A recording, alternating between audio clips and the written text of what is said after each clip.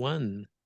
And good morning, good afternoon, good evening, whenever you are receiving this information. My name is Rafael Vasquez Guzman, and this is your show, Líderes del Futuro, on KBBF 89.1 FM and on the web at kbbf.org.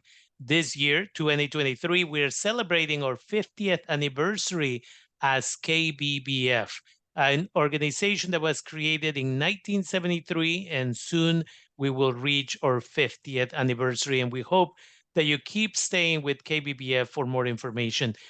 Today, we have the privilege and opportunity to have a conversation with the president, the current superintendent of Santa Rosa Junior College, Frank Chong. Welcome to the show. It's been a while, I think, since we talked, and we've been talking about having you on the show. And between that first conversation we had and today, you recently announced that you are retiring, so the conversation is going to be a little bit different. But first of all, again, welcome to the show. Rafael, glad to be with you as always. Definitely. Thank you. And the first question is, Santa Rosa Junior College is considered by many to be more of a stable institution. In all over the United States, there's a lot of community colleges where a president comes in and 2 to 3 years later, they're gone and somebody else comes in. But in the 100+ years that Santa Rosa has existed, you are only, I believe, the 5th president in the history of the college. What can you tell us about why that is so different than many other colleges? That's a great question, Rafael. And actually, it's been supported by a study that was done by the League of California Community Colleges, which is an membership organization of all of the California community colleges, the 116 community colleges. And actually, Santa Rosa Junior College is #1 for longevity of the tenure of college presidents. And I'm only the 5th president since the founding of the college in 1918. So if I do my math right, I think it's been 105 years. I'm only the 5th president, which is very, very unusual. So I would say that it's a combination of that the college is very conservative in wanting stability. And if you want to have stability at a college, you need to have the leadership be consistent and dedicated to the college. And you're absolutely right. I was just at a conference and I was told that the average tenure of a community college president in California is 3.4 years. That would even qualify me for tenure, right? So I think the reason people stay so long is, #1, it's a very unique college. It has so much community support because so many people have come through the college, over 1 million+ residents, mainly from Sonoma County. And there's not a lot of choice. You either go to Sonoma State or you go to the JC. And the JC was founded at a time when Sonoma County was largely an agrarian agricultural society. And for those parents who had aspirations for their children to go to college, we were it. Sonoma State's only like 50 years old. So like KBBF. And congratulations on your anniversary. I'm a big fan of KBBF. So I would say that the presidents who come here, and I've only met Dr. Agrella, the other 3 have passed on, they fall in love with it.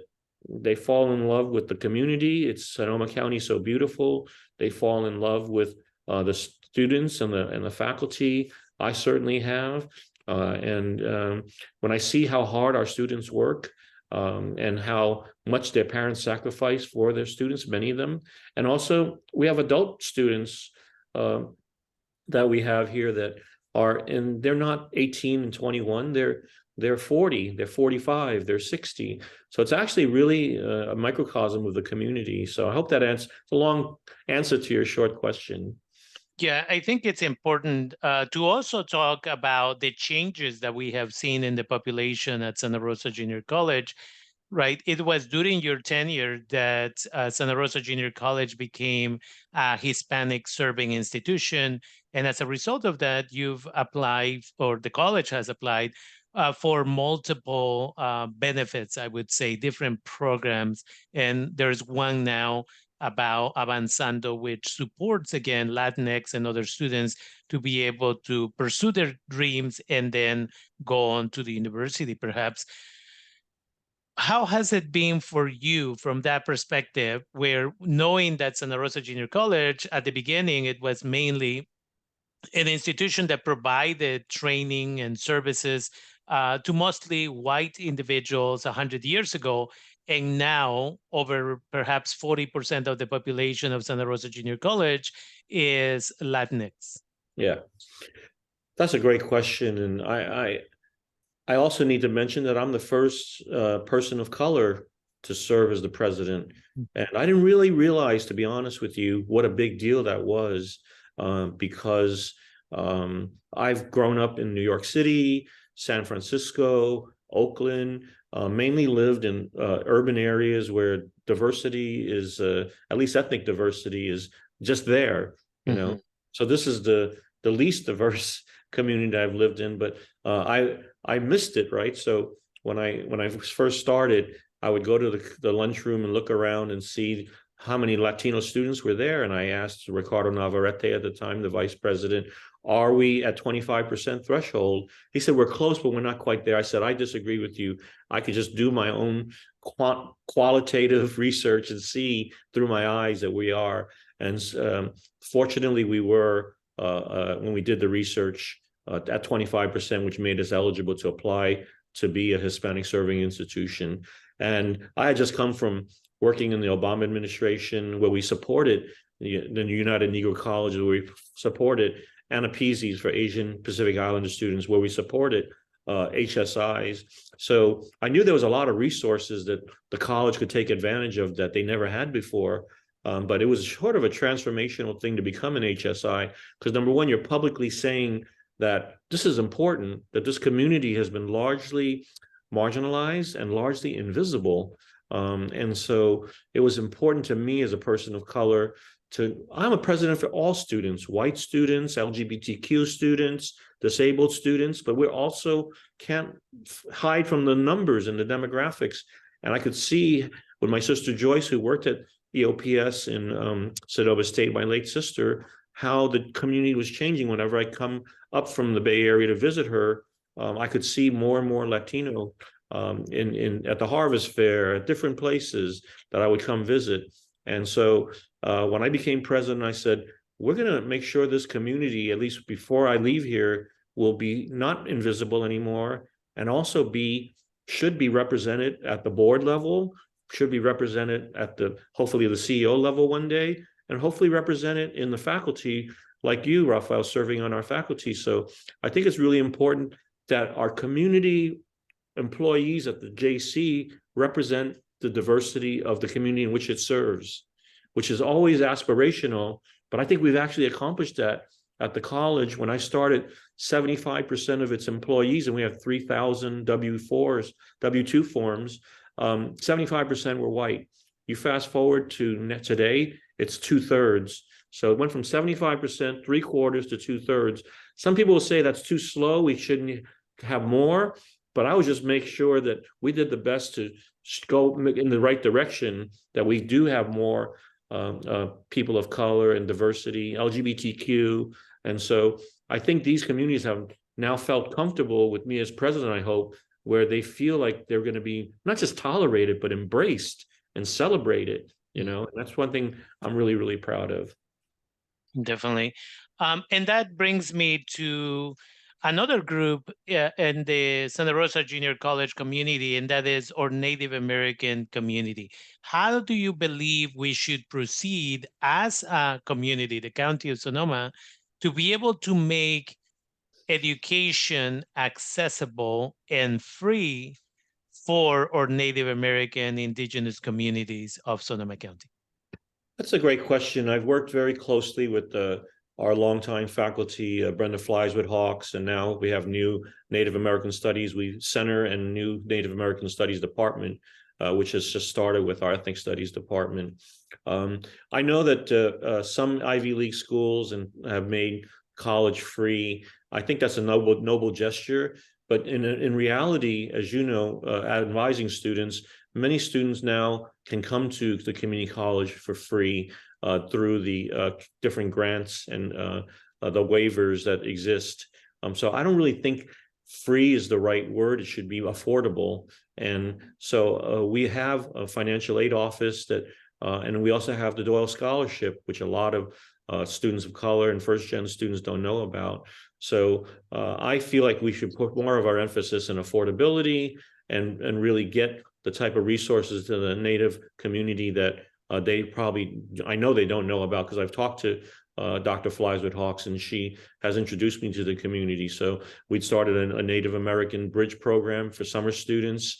And quite honestly, it's a very challenging community who's been disenfranchised, not just from education, but from society for so long.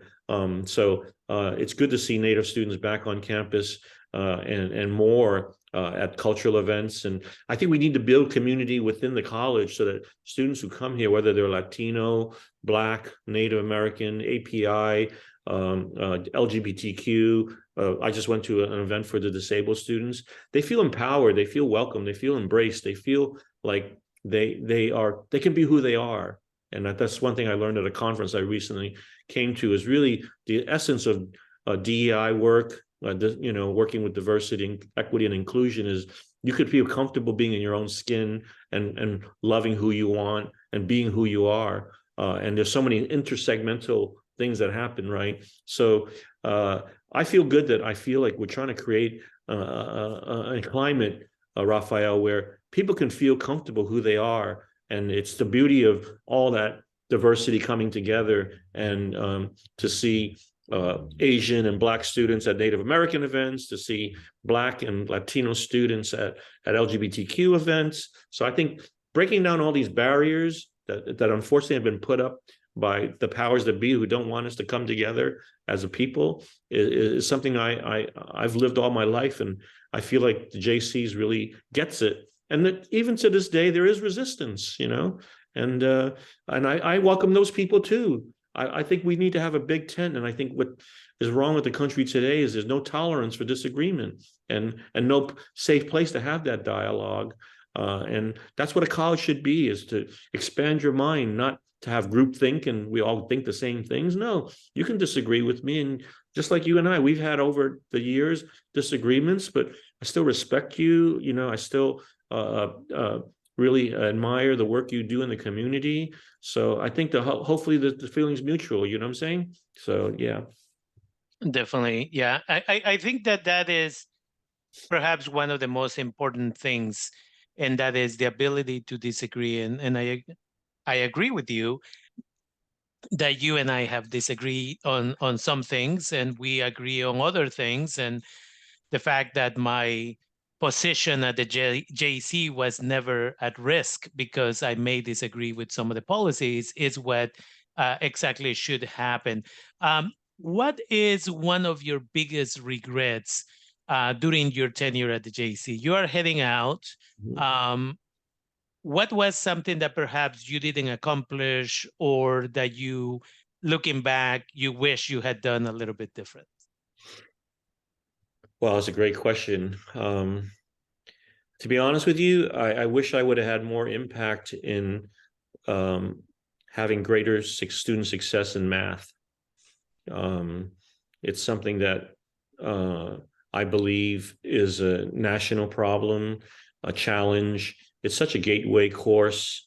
I do respect the math department, but I don't agree with them in terms of many of the faculty there who have it's hard to characterize in a quick conversation, but our success rates in math have been less than ideal, but that's true throughout the state. So that's why there's been math reform movement going on.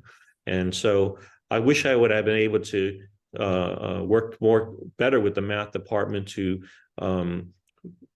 encourage greater student success. And this is not a blame thing. Again, I've had conversations with them. They've been very energized and very emotional, and they're the experts in math. And I'm not a math expert. In fact, I'm a math phobic person myself. So I know what it's like to be scared of math. So if I were to say, if I would have made more inroads in that, so I'm hoping that the next president hopefully will have a better success in moving our math student success rates up. As a college, it's everybody's responsibility, not just the math department.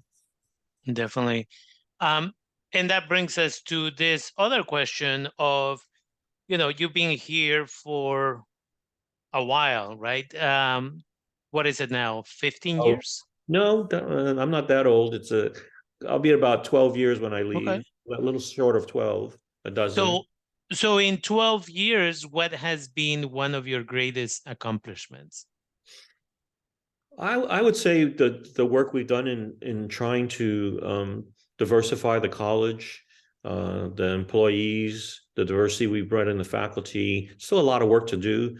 I have to be also the passage of Measure H, which helped upgrade our facilities so that our students aren't in third world facilities. And we'll talk about Southwest Center, but you can't fix everything with a bond. But I feel comfortable that when I hand the keys over to the next president, that we have facilities in theater, in the athletic fields, and all of that. And then the picture behind me, even though this is on radio, is our 352 bed residence hall, which is not just going to be for rich students, but we are doing very aggressive about raising money for low income students so that they can afford to have a place to live and go to college and experience a residential college experience, which you and I know is very expensive, and only 11% of students, college students, enjoy a residential experience. Most people commute. So I feel very proud of those accomplishments, and just building connections with the community in Sonoma County. I feel like I've worked very hard to try to get out there and work with the farming community and working with the communities of color, working with the business community. We're a college for all, so I have to be a president for all. Yeah. Definitely. And that brings me, in fact, to that conversation about the third world.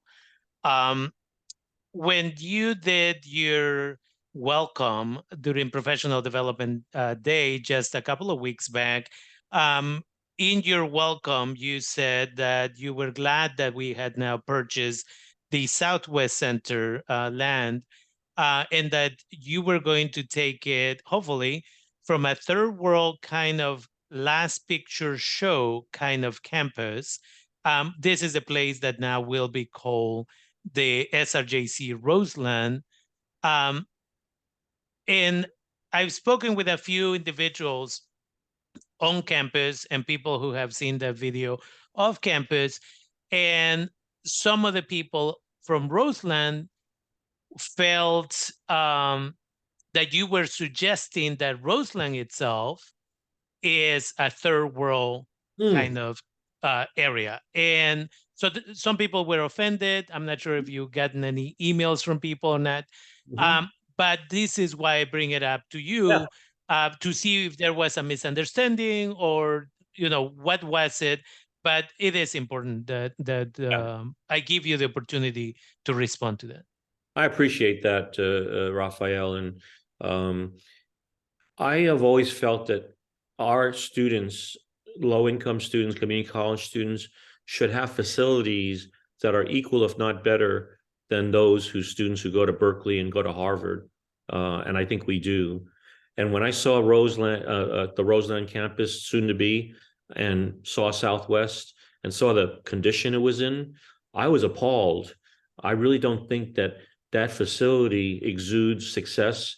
It's an older facility. It's dilapidated, and we were renters, so we had no ability to really fix it because the landlord was right, school district, and they had no money to fix it. So when I referred to the Roseland, the Southwest Center campus as being third world, I was talking about the facilities, not the community around it. So I appreciate you giving me an opportunity to clarify, and I apologize if I offended anybody in that neighborhood. I am a frequent visitor to Roseland, largely because of my gastronomic interest and cultural interest in going there. And people who know me, who work there, would know that I would never try to denigrate or say anything that would offend that beautiful community. In fact, that community deserves other state and local services and libraries and Boys and Girls Club that's being built there, that's first class. And I want the JC to have a first class facility there. So I'm glad you gave me an opportunity to clarify that statement. And I'd be happy to meet with any of the people who felt that I was referring to the community as third world. I'm talking about the campus, the state of the physical structure of it. Okay. Okay. Thank you. And that brings me to my last question, and that is, what are you looking for? And you may not have any input, but what would you like for the new president, whomever is going to take charge, to bring to the table? What contributions should this person bring to Santa Rosa Junior College? Wow, that's a great question. Every presidents has their own flavor, I call it, their own style. And so I do not expect or would want the next president to be like Frank Chong. I really believe that person, I believe in the college. I have great faith in the college that they will select somebody that's going to be the right flavor and right style for the next generation.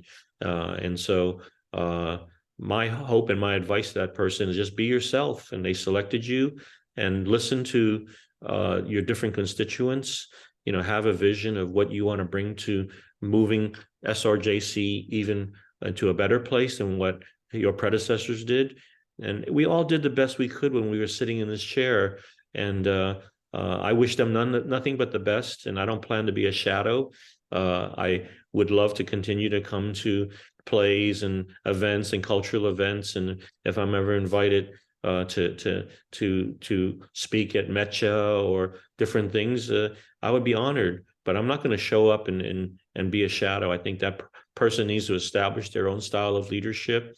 And I would say to them, you're coming to a great college. There's a reason that there's only been 5 presidents in 105-year history, and you'll find out in your own way. Yeah, and I think people in the community love the JC. They want to support it. And you also have your detractors, right? People who think we're not doing as much as we could. But you have to listen to those people as well, because hopefully they come from a place of caring. And so I really have enjoyed my last 12 years. And it's just been, I feel very blessed to have the opportunity to serve as the 5th president. And I think the 6th president should feel the same way. And so I wish them nothing but the best. And I wish you nothing but the best, Raphael, and give me an opportunity to publicly say, I really respect and admire your commitment to the community and what you do outside of your classroom work and outside of that. You care. And that's what I think characterizes the JC, is people care. But you care, I think, a little more than a lot of other people through your actions. So it's been a pleasure working with you and being your guest on KBBF. And I want to again congratulate the station on 50 years. That's not an easy accomplishment. A lot of radio stations, particularly public radio stations, have gone under due to the lack of support from the community. And I know that there's an equal love for public radio as there is, and especially in the Spanish-speaking community that doesn't have that access as much as English radio. So, and I'm a big radio listener for my generation, so I'm on the radio all the time. So thank you very much for having me, and thank you for having me on the show, and I wish you nothing but the best. Thank you. So the last thing I would like to do is, again, and you mentioned, right, KBBF has been around for 50 years. KBBF was started by Mecha students and other individuals at Sonoma State at the time, and Santa Rosa Junior College. And this last Friday, we brought over 900 Mecha. I don't take credit for their work, but my students from Mecha brought over 900 students to the Mecha annual conference.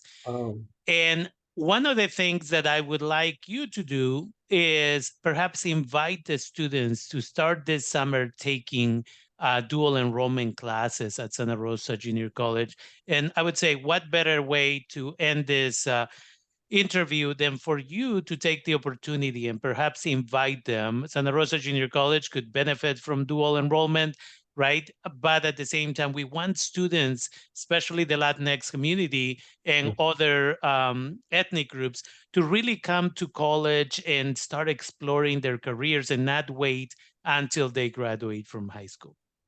Yeah, definitely. I would speak to all of you parents and high school students that you don't have to wait to graduate high school to start college. College is available for all of our students, I believe 16 and above, to take classes at the JC, whether they be online, which we have a lot more online classes, or to come to the campus. And if you have a car, and we get many students from Santa Rosa High School, of course, because they could just walk over. We also have a special program with Pioneer High School and others. So I would say definitely take advantage of the opportunity to start college, get a taste of it.